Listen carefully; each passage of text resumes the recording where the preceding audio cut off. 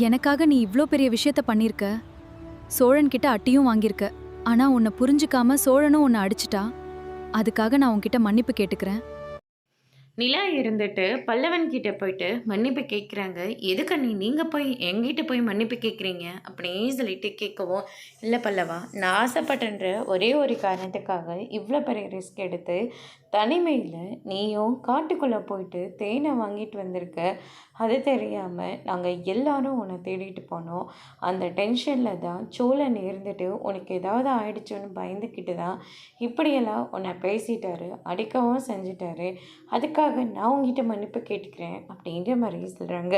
ஐயோ அண்ணி, அண்ணன் அடித்ததெல்லாம் எனக்கு வலிக்கல. நான் செஞ்சதும் தப்பு தானே, ஒரு வார்த்தை நான் சொல்லியிருக்கணும். ஆனால் எல்லாருக்குமே இது சர்ப்ரைஸாக இருக்கட்டுமேனு சொல்லிட்டு தான் நான் வாங்கிட்டு வரலான்னு போனேன். ஆனால் அதுக்குள்ளே போன வழியே மறந்ததுனால தான் இவ்வளோ பெரிய பிரச்சனையும் அப்படின்னு சொல்லிட்டு நம்ம பல்லவன் சொல்லிக்கிட்டு இருக்காங்க. சோழன் இருந்துட்டு நீ என்ன வேணாலும் சொல்லிடா, ஆனால் ஒரு வார்த்தை சொல்லியிருந்தா இவ்வளோ பெரிய பிரச்சனையும் ஆயிருக்காது. அது மட்டும் இல்லை, உனக்கு ஏதாவது ஒன்றுனா இங்கே யாராலையும் தாங்கிக்க முடியாதுடா.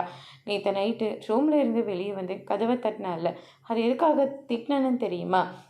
நீ எல்லா ரூமும் ஒரே மாதிரி இருக்கிறதுனால நீ பயந்து போய் வேறு ஏதாவது ரூமுக்கு போயிடுவியோன்னு நினச்சிட்டு தாண்டா உன்னை கொண்டு வந்து ரூமில் விட்டுட்டு போனேன். மற்றபடி வேறு எந்த எண்ணமும் கிடையாது அப்படின்னு சொல்லிட்டு நம்ம சோழனை சொல்லிகிட்டு இருக்காங்க. அதோட இன்னைக்கான பிரம்ம முடிச்சிருக்காங்க.